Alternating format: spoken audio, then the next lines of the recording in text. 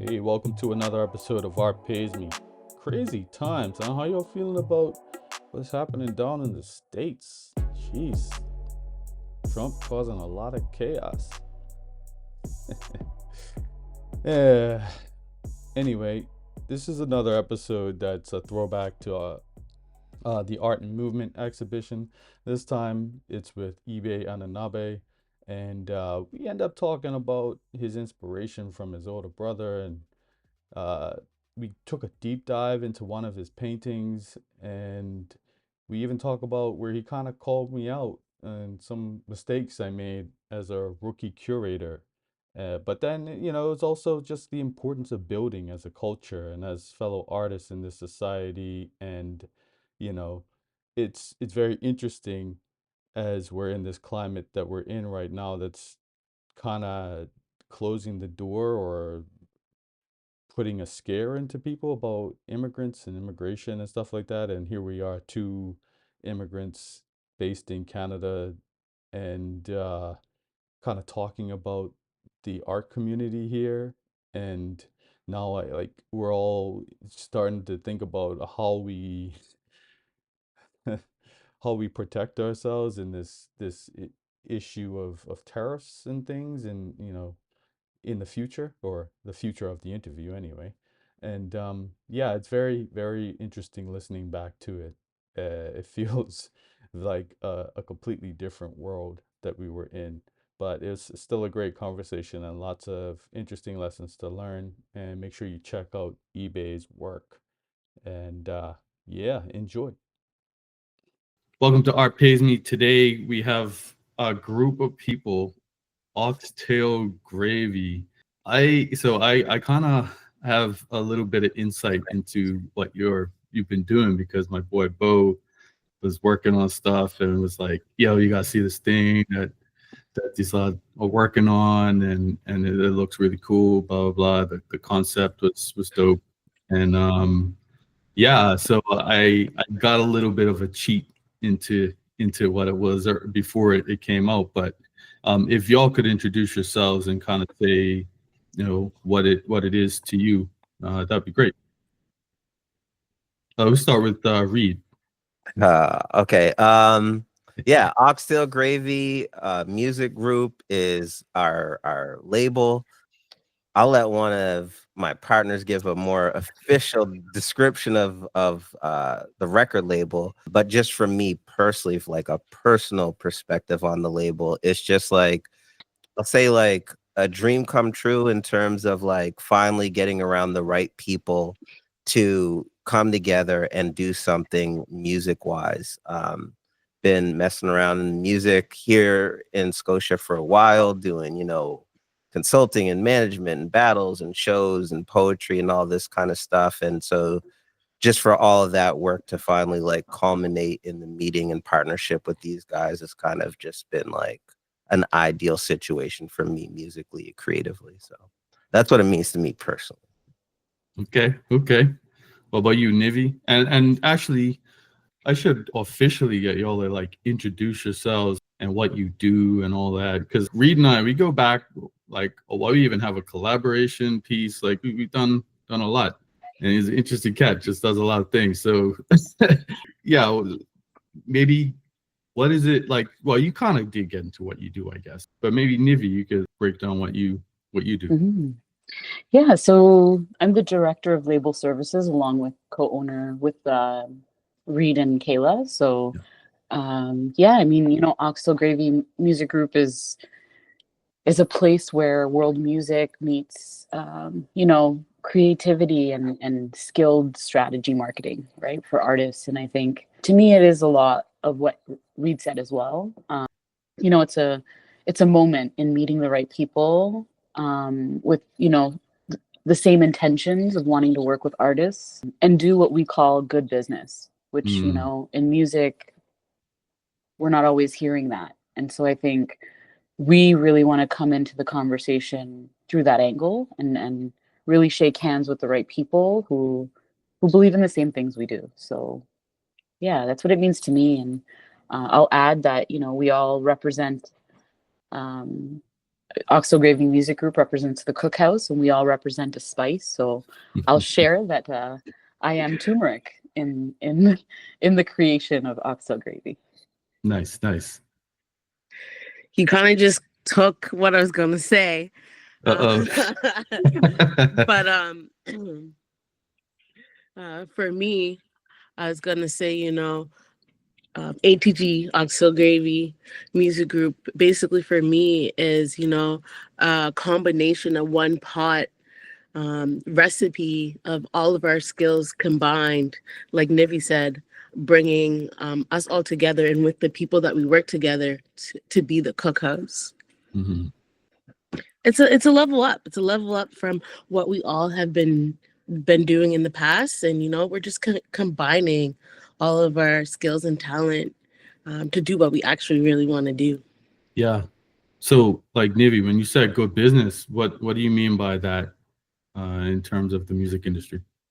Yeah, working with artists who have music, whether it be English speaking or non-English speaking, and strategizing on marketing their music to their organic audience, of course, and to target demographics that fit their music, right? I think when I've worked for labels with the big three, and a lot of that marketing is sort of just like kind of just tossing stuff against a wall. Let's see what sticks. Our strategy isn't that, right? We have skills to bring to the table, and I think we really work with artists to create a strategy that works for them, and not only them and their music, their targets, because not everybody wants to be Justin Bieber, or not everybody wants to be a commercial artist. So I think we really cater the service of servicing music, in a way that fits what the artist is looking for, their music, their language, and I'll highlight their culture and heritage. Yeah. So I was checking out your artist Siddhartha, and that was one of the things that I was thinking about, because I interview a lot of musicians, and there's always that question of where do they see themselves fitting, and it almost feels like a dumb question, but the way you said it, it actually maybe isn't, because maybe not everybody wants to be the biggest deal in the world. Everyone's trying to do a different thing. Absolutely. Yeah. Absolutely. And we get a lot of artists, like a lot of the artists that we're meeting, they're at a stage where they've been quote unquote emerging for a little bit of time. And so they're really looking to, branch out or step up or level up, whatever you want to call it. Yeah. But they don't know where to start. And they also, I think younger creatives, they have TikTok and they have marketing tools that we didn't have 10 years ago. Mm-hmm. So they're a little bit more versed, and I think they're looking for something more than just like, hey, let's just run a bunch of ads and see what happens, Yeah. So in terms of Siddhartha and maybe a future artist, do you find that, you did mention that you're kind of like focusing on a little bit of like world music as well. Like, are you leaning towards specific genres per se? World music. I think like that's really the best way to describe it. Obviously we all have like a hip hop background. Yeah. Reggae, dancehall, I think is, we definitely would like to tackle that. But then again, we work with, whatever your music style is, like if you're dope at it, that's what we're more concerned about, not genre specific. Just, are you dope? Are you creative? Are you like an artist? What's your vision? And if that matches us, that's who we're looking to work with. Right. And I guess in today's world, when I came up, and I'll speak for myself, when I came up, like having your CD package designed and all that stuff, like a big thing. How much of like what you do involves visuals for these artists, or are they kind of like directing that themselves? I think that depends on the artist. Some artists are very much in control and understand how they want everything to look visually. And then some artists need a bit more help with that. So it really depends. We try to meet the artists where they are. Obviously, as you mentioned earlier, we went to Bo for graphic design. So I think visually how things look is very important to us. Yeah. That's for sure. Otherwise, we wouldn't have went so ham on just the branding, right? So yeah, I think visuals is definitely important. I think Siddhartha is someone who really understands their visuals and Mhm. can manage that. And then of course, we all talk about, what's going to be created, but that's completely his creative control. So you consider the base to be Toronto, you say, or is it still kind of like satellites? We are based in Toronto right now. Yeah. A lot of the artists that we're talking to or connected to what we're doing are in Toronto, but we don't limit that. I mean, we have some international artists who are not in Canada or North America that we're talking to. So we're Okay. really open. I think we come from communities we care about, so we'll always rep them. But yeah, Toronto is the base right now. Right. I would say we definitely rep our communities too, though. Obviously, Siddhartha is a brown person. Me and Kay have a Jamaica background, so we're definitely looking for artists on the island as well. So yeah, but we're based in Toronto, and then obviously we're here in Scotia holding it down. Right. Actually, how did y'all like initially meet? Yeah. I mean, we've seen each other around the community for sure in the past and stuff. And then in 2022, I feel like the months the years are starting to mash. But me and Nibby have been working on a docu-series called Is a Scotian Thing. We've interviewed 6 historians, which is one of the historians, basing the story on how hip hop started in Nova Scotia. Mm. And then in the process, I think of that taping, we also taped an intergenerational conversation, and I think Iz shared a lot of what Kay and I were already sort of building-ish on the side, and it just sparked something, and the combos just started. I feel like I kind of went ham about the need for us to have our own industry and our own labels. And so a conversation kind of got started at that intergenerational conversation. But then after that, we all left, people go their own ways. And I just started reaching out to them a bit more on some mentoring. I was working with Al Boog at the time, RIP Al Boog. They were sort of mentoring me and giving me advice on how to do label stuff. And through those conversations, it just developed to like, yo, why don't we just do this together? It just makes sense. Nice. I love that stuff where you're just following your interests, and then it just ends up turning into a thing. Like that's cool. And I mean, that's kind of how I think I came across you first, Nibby. Like, I was podcasting. I think you were just in the scene, just around. I can't even remember how I first came across you, Kayla. Like, you were just, I don't even know. Yeah, I mean, it had to been an event, like you during a fashion show or something. Probably. Maybe even before that, when you dropped your clothing line. Yeah, that's probably, man. That's probably it. It's been years. Wow, can't remember those starting points so easy.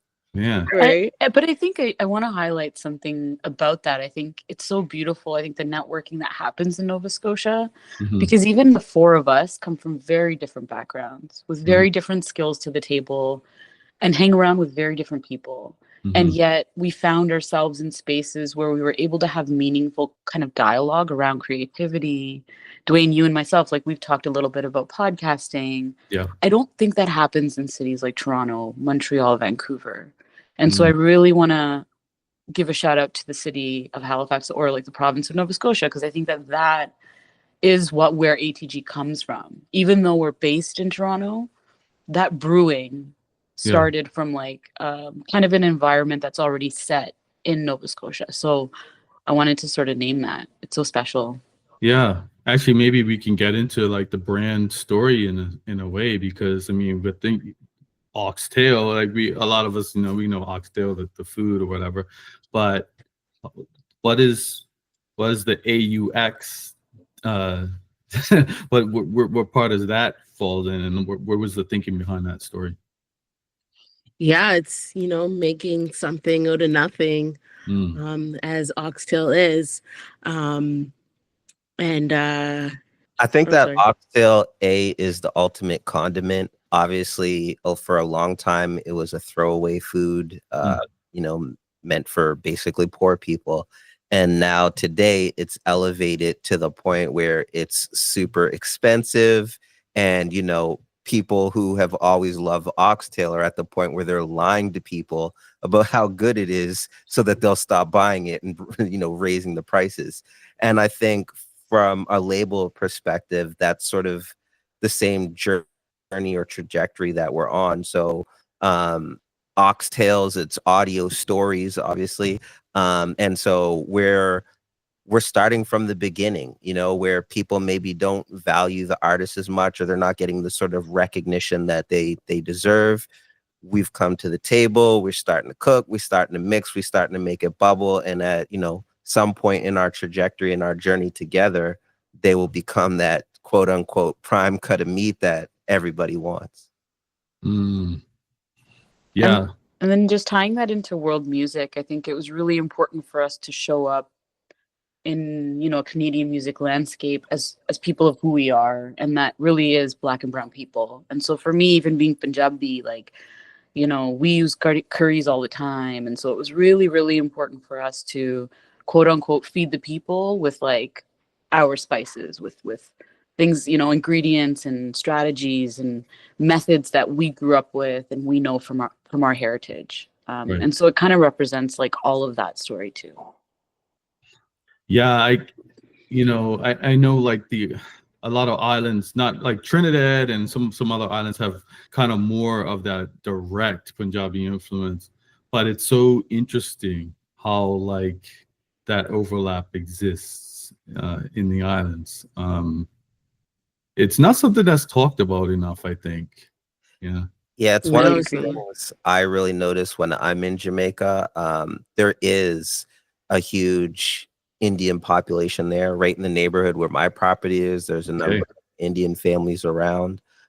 They were brought in as indentured servants. Rastafarian culture, dreads, curry, like a lot of that comes from, the Indian people that were there on the island as well. So I think Jamaican and Indian culture mix very well together. Obviously, you got artists like Supercat. So I think it's already a melting pot that we've just sort of fell into our own selves because it was already there for us to fall into. Yeah, it's I'm just surprised no one else really thought about that before. So you really fell into something interesting there. So like when you're right now looking for an artist, how does that process look like for you? Yeah, it's a long courtship. I think, looking for artists right away, I think we all have like sort of a network that we've started to I don't want to say tap into, because we've already been tapped, you know what I mean? It's sort of like just reintroducing ourselves as, Nivi as label services of Oxtail. Mm. And so right now it's sort of like a very niche selection process. Yeah. Where we're really trying to handpick and sort of design a brand with the artists that we want to introduce. And those artists have to sort of fit a kind of vision that we have. So it's a very niche selection process at this stage, but Mhm. yeah, it's kind of like what the three of us feel is the direction, is sort of where we're going right now. Yeah. Since you started, have you gotten a lot of that, like the new version of the, hey, like take my CD? There's been a couple. There's been a couple in the inbox. Yeah, and I don't really want to go too off on artists, but a lot of artists just don't really understand the biz. They think they do, and they don't. And they think that like sort of what they've done thus far has sort of been enough, and that they can just keep doing this until they get successful, and they don't really understand the industry parts. So people just see like their Instagram followers and their Spotify, and they don't look at everything that's going on behind that. And so I think sometimes trying to translate and be the hybrid between the industry and sort of the quote unquote hobby / emerging artists has been an interesting process, I'll say. I'm hearing something there. If I can think about it from the visual artist standpoint, one thing I've learned is that your Instagram followers, okay, that's cool, whatever. But who are you having conversations with offline, and who's talking about you offline? And a lot of those people don't have big followings either, like, but they could change your life with a simple phone call. So those are the things. Exactly. We're in about, having 1 million followers when really it's the 2 or 3 people that have like 80 followers that are the movers and shakers of a company that are going to get you the big check that you need. Whereas, Spotify is going to give you some pennies. So yeah, that's interesting. And with navigating that world, like, we're all people that think consciously about things, and we've all like, we're aware of the dangers of capitalism, I'll put it that way, right? But we also, as you're saying, like, there's certain things you just sort of need in our world to proceed and be successful or grow as an artist. Like, how do you find yourself like juggling that line where you're not like, selling yourself out or whatever? And I don't really like that word, but it's how do you balance that? I'll say for me, it's the team. Like, I feel like sometimes, I'm in Toronto. Yeah. I can get caught up in like the hustle and bustle. I can get caught up in, looking at things from a certain perspective. Yeah. And that's why I think this works so well in my perspective. It's coming back to Reed and Kayla. And when I come back, I often hear elements that I'm not thinking about, things I'm missing. And that to me is the recipe. That's that recipe to success. So I find it's often like coming together as a group that helps me to really like focus back in on what we're doing, why we're doing it. Yeah. For me, it's not that hard. It like, I mean, for me, out of life, like I kind of have what I want, which is my piece of land in Jamaica. It's nothing more complicated than that. I'm not looking to make $1 million or anything like that. So I don't really have a whole lot of greed going on in my head. So it's very easy to be ethical when you're not greedy, when you're not like starving, when you're not like, chasing a particular price point. And when you want equality for artists, that's what you're greedy about, then, it makes things a lot easier. I rather see all the artists that we work with be successful, be able to take care of their friends, their teams, their families. That's success to me. That doesn't mean that I'm going to be a millionaire right alongside with them, because as a label, we don't, take all that cut or whatever. But that's what success looks for me, is being able to see a number of other people being able to eat off of something that we created as a label and then help them create as a project. And I think that was like, just like with the Elements League, for example. You look at something that we sort of started here in Halifax, you look at how big it is, and yeah, I'm no longer a part of it, but I could sit back and count, how many Black men are able to feed their families off of a little something I did many years ago. That's success. Being able to contribute to the diaspora like that. So it all depends on what you're greedy about, I guess. I was gonna say, it's for me, it's like not getting lost in the sauce, in the seaweed of all the things that are happening, and keeping authentic to yourself. And it's it's about being surrounded by the people that feed you, as well as, you know, not just your mind but also your pockets, right? Like I feel like I've always, like, you know, I always want to see other people win too. When I'm winning, other people are winning. So like, you know, like Iz said, it's easy just to like stay in your own lane and keep going for what you want, especially with that support around you. When I say support, I mean your team. Yeah. Yeah. How important for y'all is rest and recovery in this too? Because I think, Kayla, you and I, we ran into each other at an exhibition, and I think I was probably unloading some kind of stress on you or something about what. No stress. We all going through it. I had like been having this conversation lately. You know, it's definitely hard, but you know, it is important. Yeah. It is important to like rest and like take time for yourself, because without yourself, how you gonna help other people? You know. Yeah. Like, oh, sorry, go ahead. I was just gonna say, at my big old age, peace of mind is everything. I have no interest in any type of stress and drama. So relaxation and things going real easy and smooth is a big deal for me.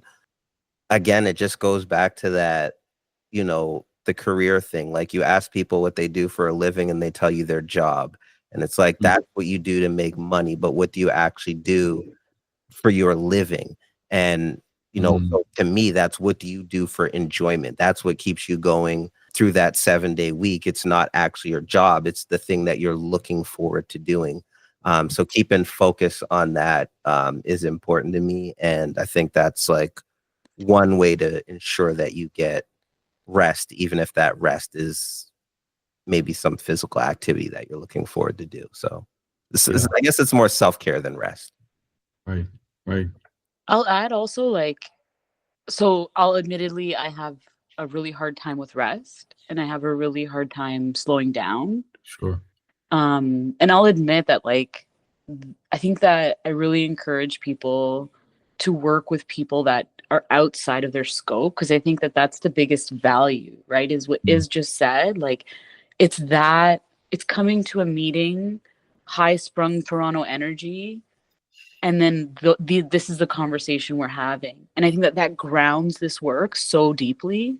And so I think in the music biz, there's so much pressure to just be on all the time. There's a lot of pressure to push through, you know, work 28 hours a day. Like, it's really overworking, underpaid business. And I think, you know, the fact that we're all like different ages and come from different times and different communities, I think that strength really shows when we need to slow down, right? There's so much pressure on the outside to keep going. So I like that the team is so rooted in no, let's do this when it's right, you know. And that's admittedly been a challenge for me, but something I actually value really deeply.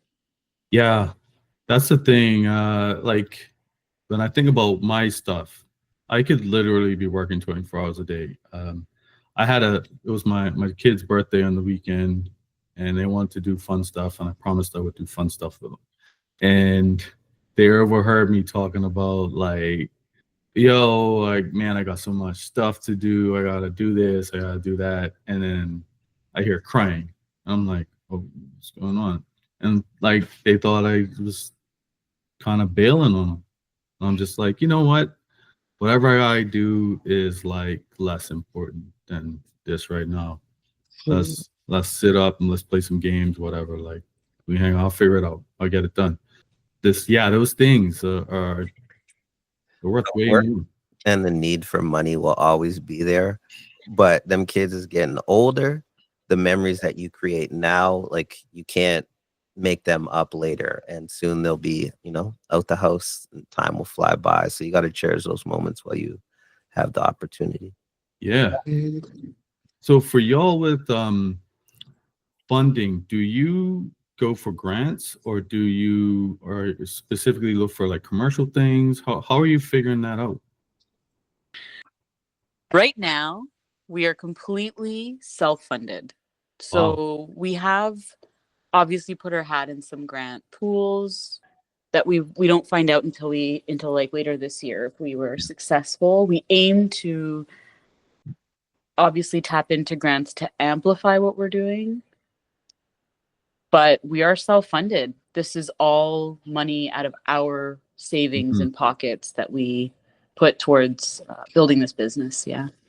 Yeah, I'm only like new to the grant world lately, and it's something that I'm like, oh, I got to tap into that. But there's also like I've also had this business for a very long time without doing that, and I can see how it could be very scary with government policies change, and all of a sudden this pot of money you've been banking on just goes away, and then your thing has to close. So there's it's an interesting balance to play around with.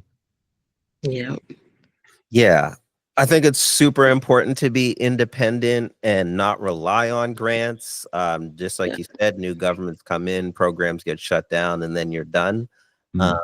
So yeah, I think it's definitely important. I think the challenge in Canada is that we do have a grant system where, you know, in the States, they find private investors. I think there needs to be, you know, some sort of way that we can merge those two approaches here in Canada. I think far too many people are relying on grants, but also like where are the investors that want to invest in music? You know, I feel like that's a new territory for Canada. Would you say that that's the reason why we don't have as big of a star system here? Yeah, I mean, same thing with sports, right? Sports and entertainment. We don't have like a solid industry for either here. Yeah, Canada's like notorious, that you folks in Atlantic Canada are very familiar with. They're notorious for monopolies, right?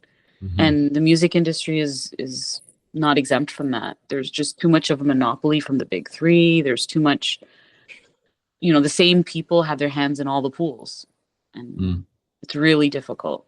Yeah. Yeah. And have you found, I mean, you're so early in this, so this probably is not an issue for you at this point, but do you see at some point any of the challenges with the US-Canadian relationships? Like, is that going to affect your business in any way? I never even thought of that. Not at the moment. No. Right?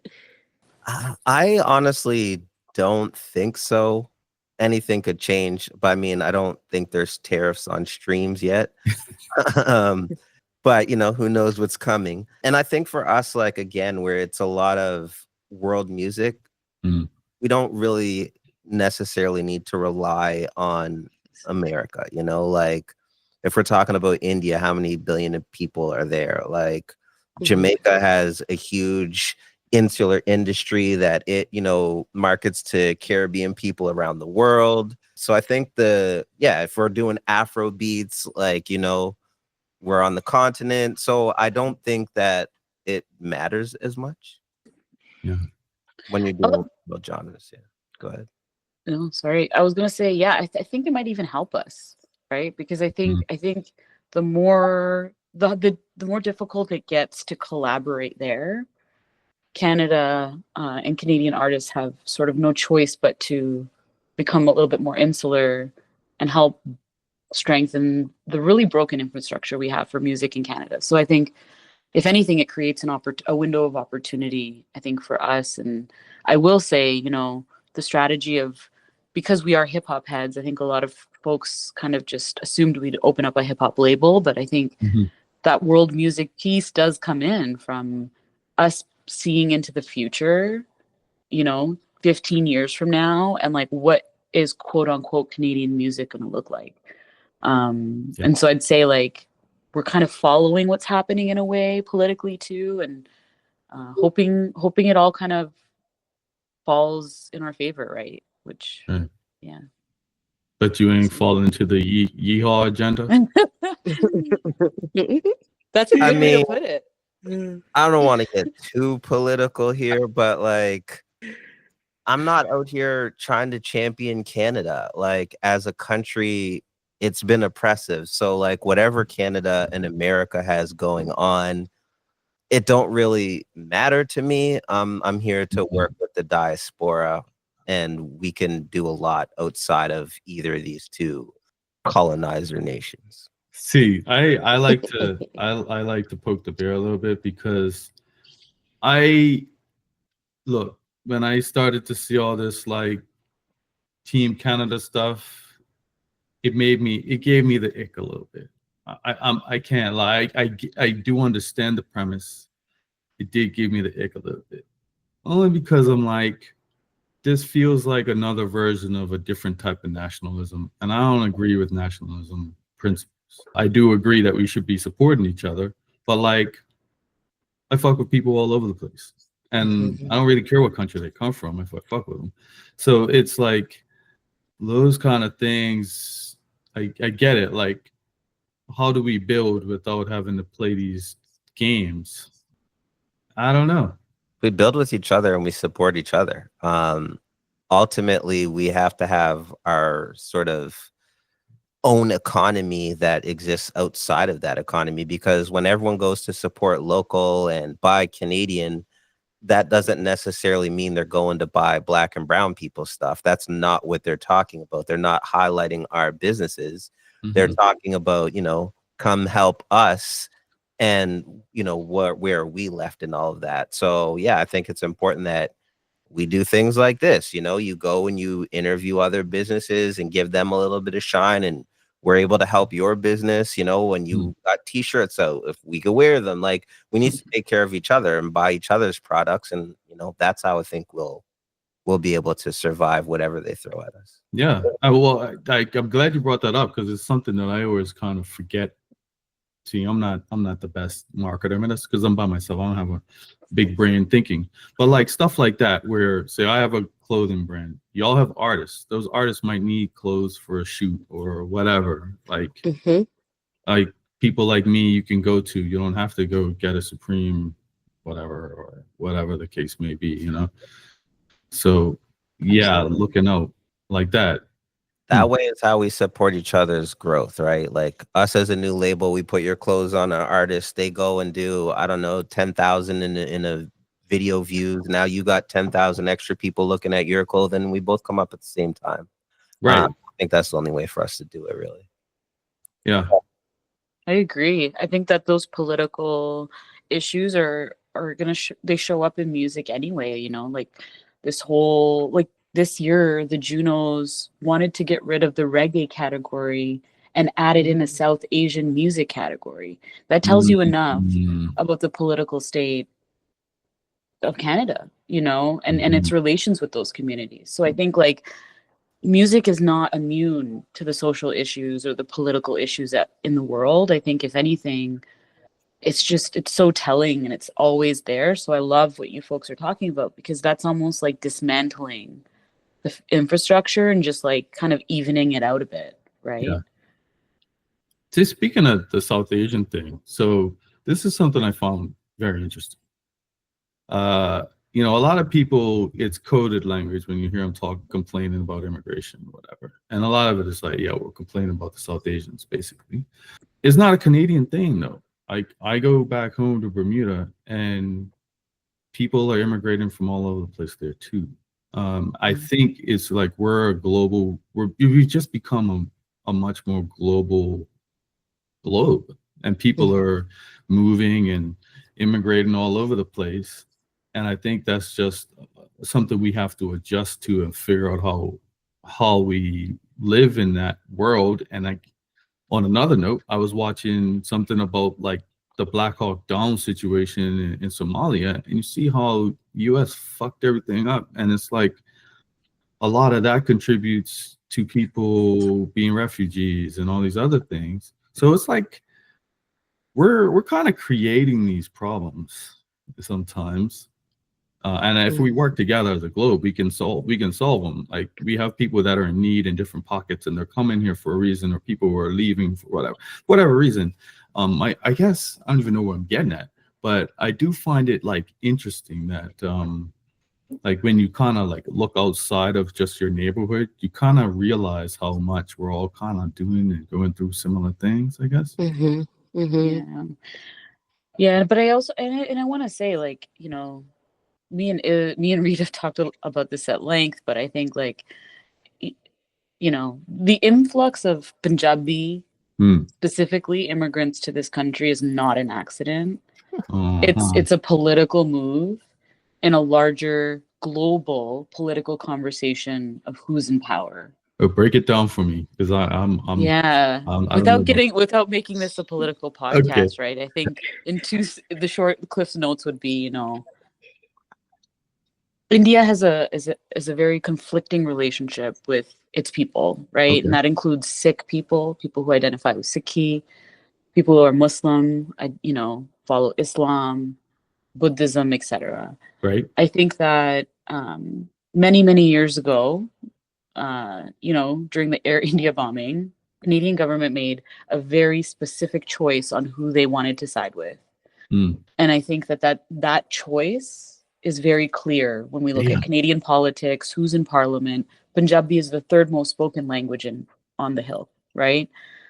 After French. And so that tells you a lot. And I think that this is something that started many years ago with political, you know, gurus talking about India and China and Russia being the next superpower. So I think that this is sort of a game that's been set up a while ago that we're just seeing come play now.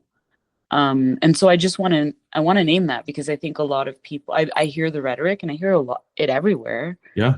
And it's really hard for me because I'm hearing it from my own people, right? Punjabi Sikh people being like to other Punjabi Sikh people who are just coming here now, and having these like awful conversations. And I just want to name, like, this is all politics, right? Right. So when we do that, we're just feeding into it. Yeah, you know? crab in a bucket thing, where they're kind of like, I'm here, I don't want you here too, taking my resources, et cetera, et cetera. Huh. I didn't know that perspective. That's actually very interesting, and ties back to what I watched, where the U.S. picked a side in this conflict, and that impacted everything. Yeah, I think too, just to add to that, like in terms, like you mentioned, like a lot of immigration happening, and I just want to note that most of that immigration is happening to first world countries, and it's not like it's not equal. It's not like people from first world countries are going to third world countries. It's not that. So it's like people are leaving the countries because Canada, America, the West has gone over there and messed with them so bad that they then have to leave. So like, and I think that's like important to note, like, why aren't people leaving Canada and America for these beautiful destinations that have amazing people? And I think a lot of that has to do with politics and media and how the media brands people. Yeah, I can tell you, I don't live in my home country because I can't afford to live there. That's the case for some people. Yeah, for sure. It's, yeah. The dollar's valuable over there.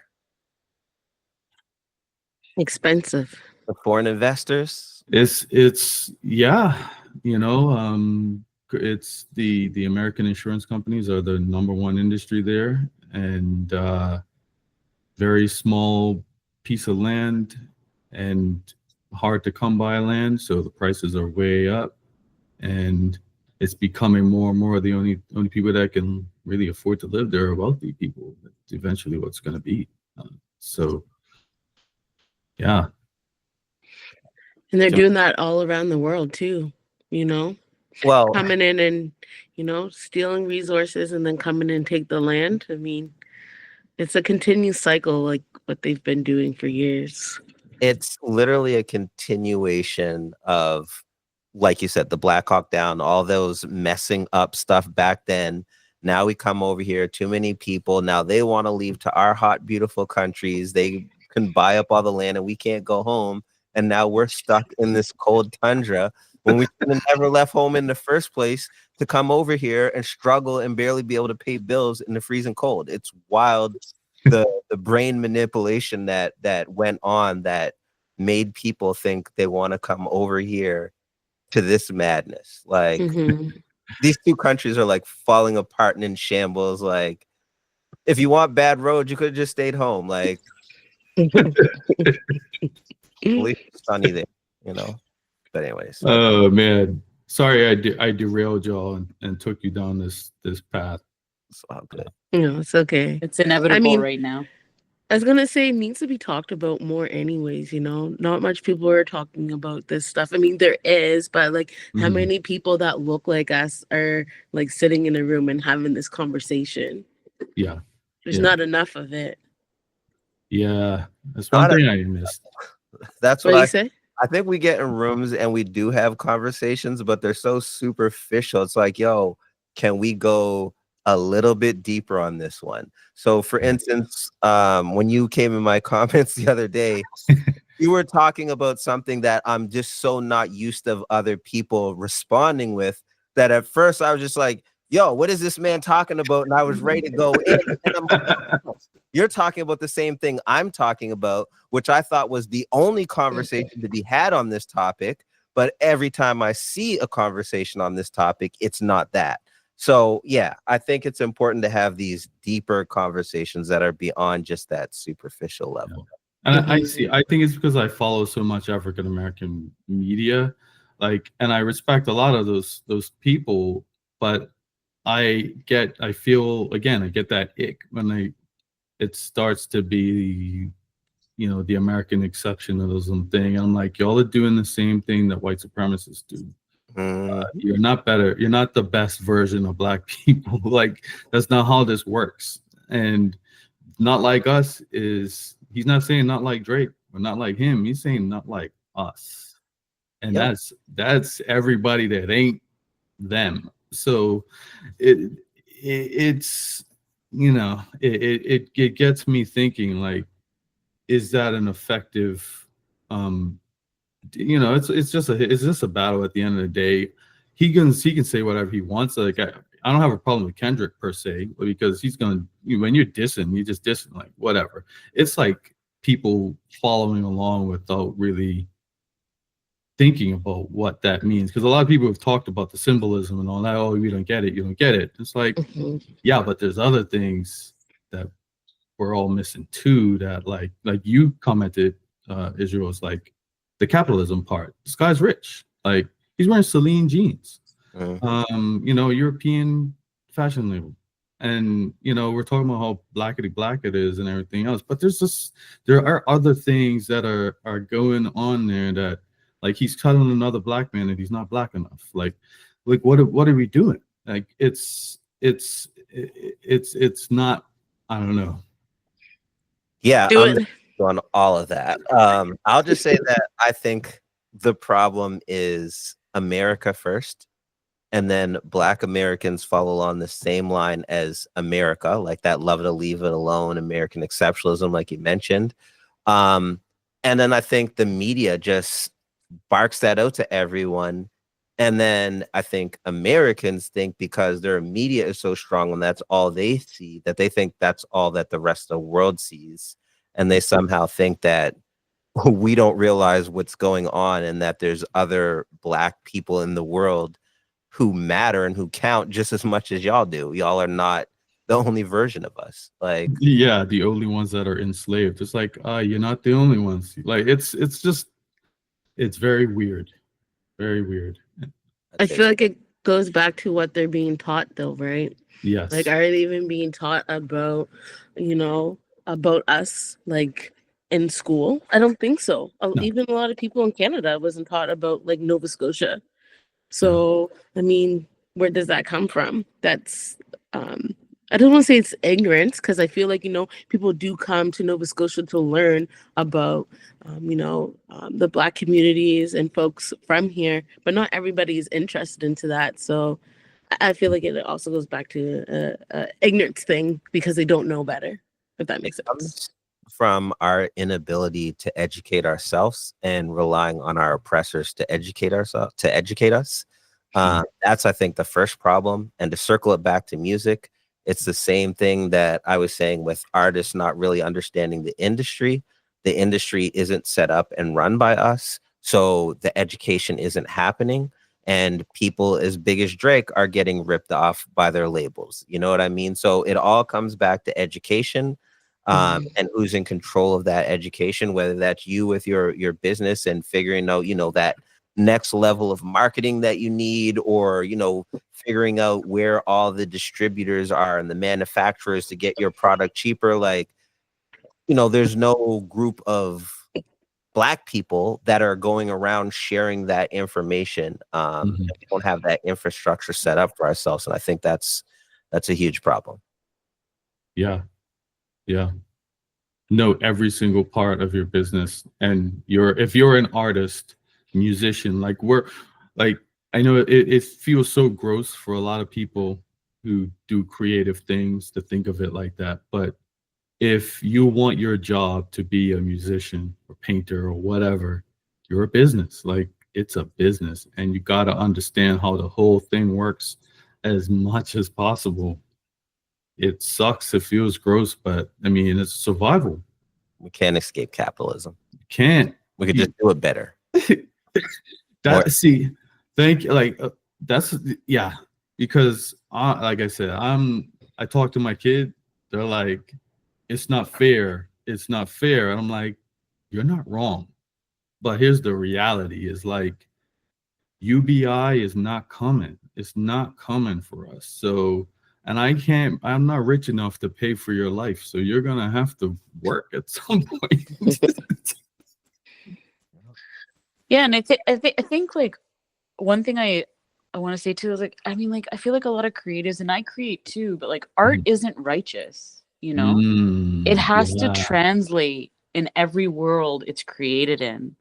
We cannot create in modern world using models from 100 years ago and say, no, I only want to do it this way because my art is righteous. I see a lot of that with artists. It's like, yes, I only want to do it this way. But it's like, that doesn't make your art righteous. It's just holding you back from letting your art get to the people it maybe needs to get to. Right. No. I hear a lot of that sometimes, like artists just being like anti-capitalism, like, oh no, I don't want my work to touch it. Yeah.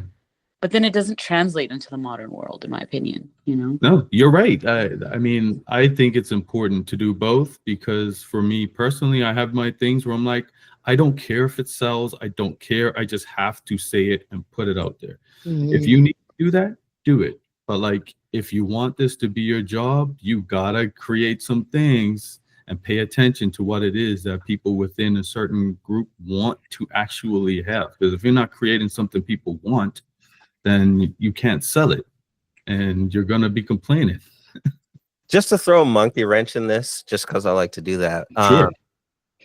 The way business works, like you have all of us from around the diaspora, and we all come to Western schools, and we learn how Western economies work, and how you're supposed to have this type of profit, and the profit margin on a t-shirt is supposed to be X amount. That's not us. That's their method of business. Like, if you go to many countries, they don't even have a price listed with the tax and all that, and you negotiate right away. There's a barter system that exists everywhere outside of the Western world. And so I just think we should also acknowledge that, like, we don't have to do things in a capitalist way. I know that's how the system is set up, but there's no reason why we can't set up a completely different system. It just takes people taking that initiative to actually do it. Like, for instance, if look at La Russell and how he's sort of broken the model, right? And I think all it takes is for one significantly big artist to change that. And I'm hoping that something happens with this Drake lawsuit that helps us shift down that road. Because if he turns down the deals from Universal, or if his negotiations go bad, or whatever the case is there, and he decides to start putting out his music independently. Can you imagine an independent Drake? That would be an interesting experiment. So that's one of the arguments, like with the Kendrick Lamar thing, right? Like, one of the things that people aren't talking about is the song selection. He has a whole bunch of hits, but they were all from when he's signed to TDE, in Mhm. which, you know, that's a 3-way split with Interscope and Universal. So his cut of the pie is being greatly reduced. GNX is his first album on his own label where he gets the whole cut. So those are the songs he's performing on the Super Bowl, because Mhm. that's going to go up for him. So I think, you know, aside from all the messaging and all that, there was a very specific financial decision made there. Like, we didn't hear "Be Humble" and "It's Gonna Be All Right" for a reason. Mhm. I mean, essentially him going, like, he has a licensing deal. I think licensing deals have shifted the industry. So shifts are coming towards independence, but, you know, we just got to keep pushing. Someone needs to, like, huge needs to just be like, F Spotify. I'm not putting this on Spotify. Download it from wherever else so that we can, like, break the Spotify model. Because that streaming is trash. Yeah. It's a social media of DSPs. So, well, you say interesting. If there is one streaming platform that is doing it better for artists, what would you say that is then? Bandcamp. Bandcamp. I think it would be worth it for everybody to go check out Fanbase. Okay. That's a Black-owned app, music app that's, you know, built for generating fan base and sharing your music. But, you know, and it's owned by what's it, Isaac Hayes Jr. the third or something Oh like yeah, that. yeah. It's like Mhm. a person who's come from a huge music family. You would think artists would support that in the way that they supported Jay-Z and Tidal, which wasn't even owned by Jay anyways. But yeah. Or and then I'll also say YouTube, right? YouTube's the only DSP that monetizes remotely. Like, I don't even want to say well, it's not well, but, you know, in comparison, of course, it's like, if you can get that following up and start to monetize your stuff, that's your Mhm. bank. You know, Right. Don't they do like a 50% ad split with their ads? I believe, like, something like that. overall, I think like 50% of their ad dollars goes to creators. Oh, that's not bad actually. I didn't know it was that high. Huh. Interesting. So, folks, to wrap it up, like well, actually, before that, I want to take a step back quickly to Siddhartha. It's got a new single, Blink. How can people listen to that and check out your premiere or your first artist? Is that fair to say? Yep. Yeah. So it's on all streaming platforms. So Yeah. YouTube, link, Google it, get with it. Siddhartha Music. I'll include links in the show notes, and I'll post the video on the site when it drops too, so people can check it out at artpaysme.com as well. And how do people get in touch with you and send you their CDs? Don't. You can't contact us. No, I'm joking. Yeah, we're Oxtail Gravy on Instagram. Of course, hit up our website, Oxtail Gravy Music Group. Yeah, where you find everybody else, you know, we're present in all the places you're supposed to be. AUXTALE Gravy, the ultimate condiment. Get with it. If you ain't got some oxtail gravy on your rice, you slacking.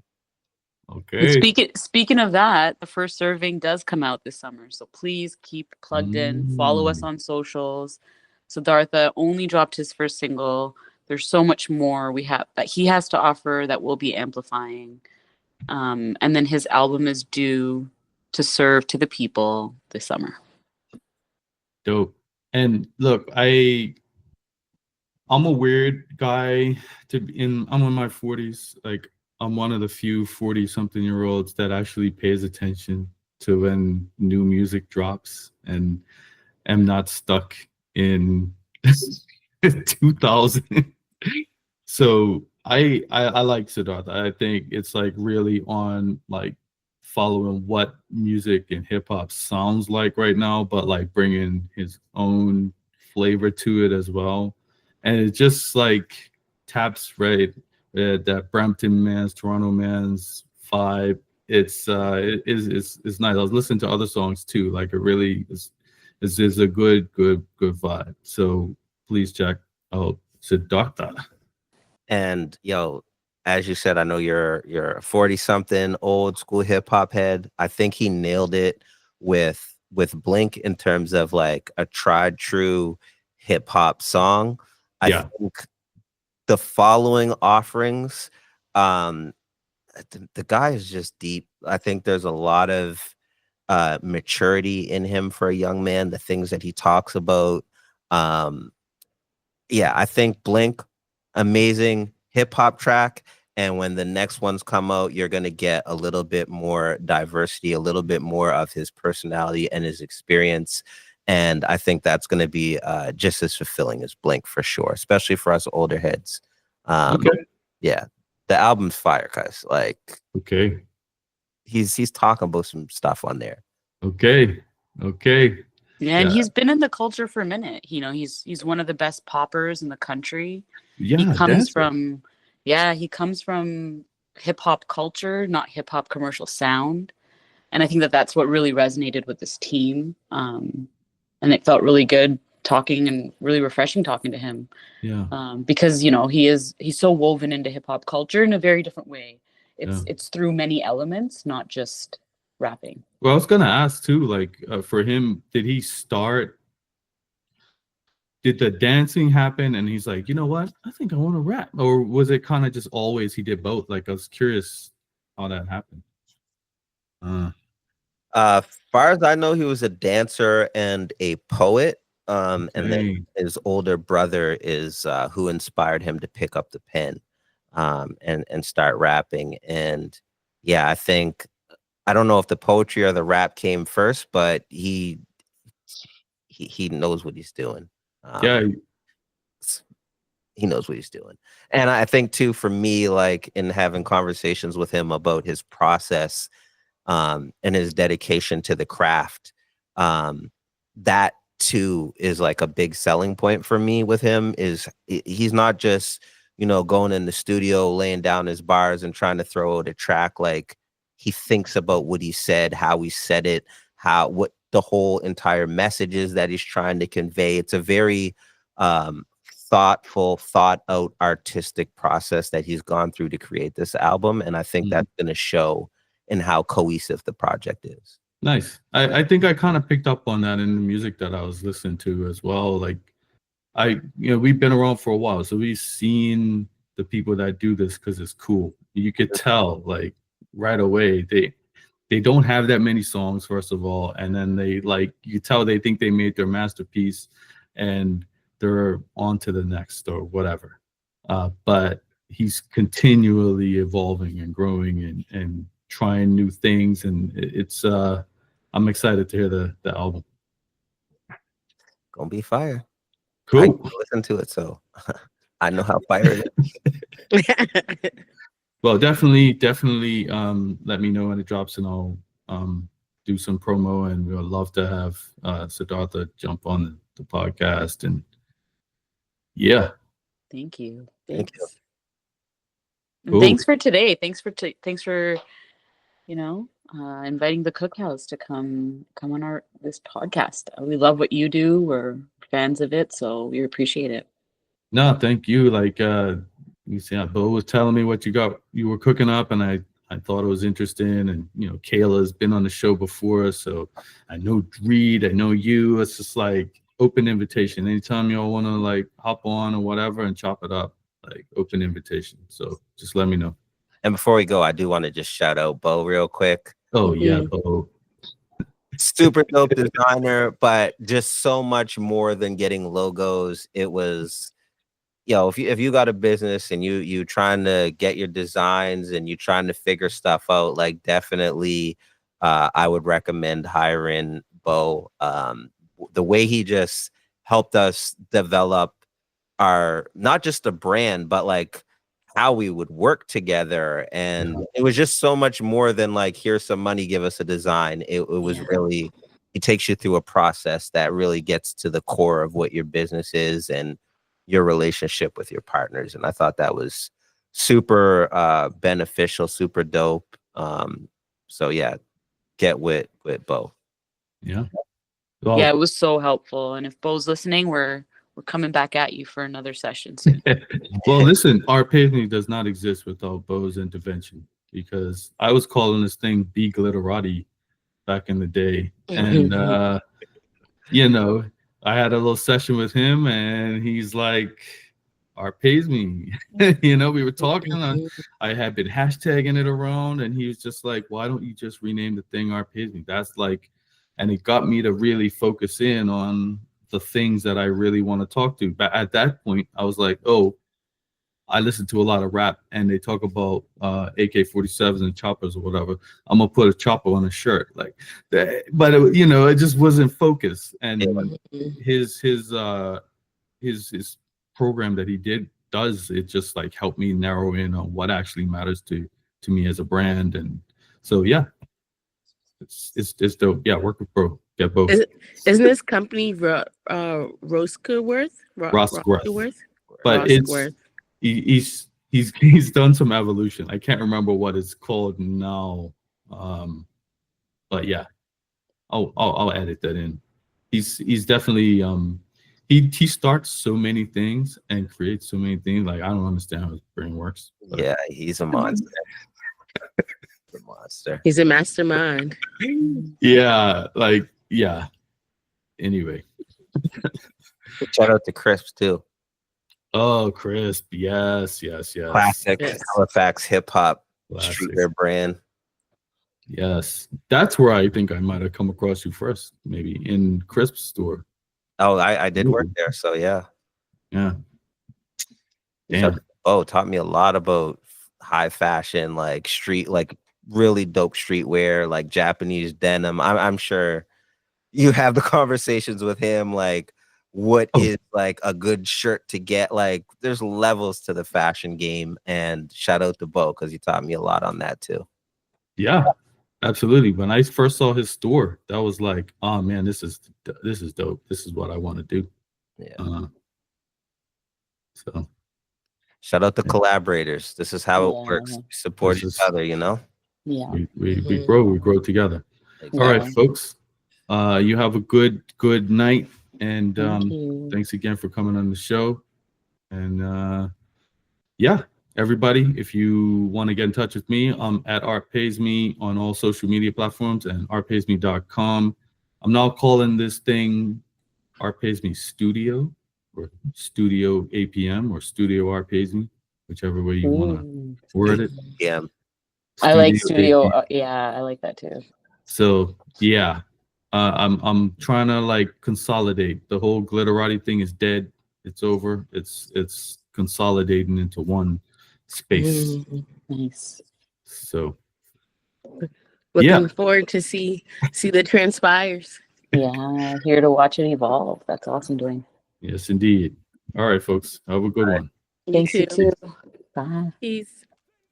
Thank you for listening to Art Pays Me. Hit me up on socials at Art Pays Me pretty much everywhere and let me know what you think. I love connecting with listeners. If you're an artist looking for clothes that speak to the creative lifestyle, check out artpaysme.com. We're gonna let this episode ride out with a song called Blink from Oxtail Gravy's artist, Siddhartha. Peace. That's why they fingers get squeezed. Sign, I'm a breeze by when it's go time, tongue tied. In the meanwhile, make them nose down, flow hard like it's tea time, but with no pot. So far, see the steam rise from the floor.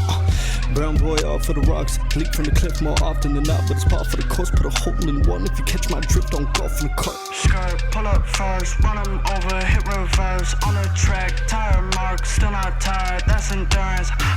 I don't need insurance, they know I'm a flourish. I know that they nervous, I only just started. It's just the beginning, I still hit the lotto from scratching the surface. I'm on my dreams, y'all don't want some in my team. Y'all better watch where you sleep. I only rest when I blink. I'm out the box when I think. You cannot step in my ring. You cannot get in my ring. That's why they fingers get squeezed. I'm on my dreams. Y'all don't want some in my team. Y'all better watch where you sleep.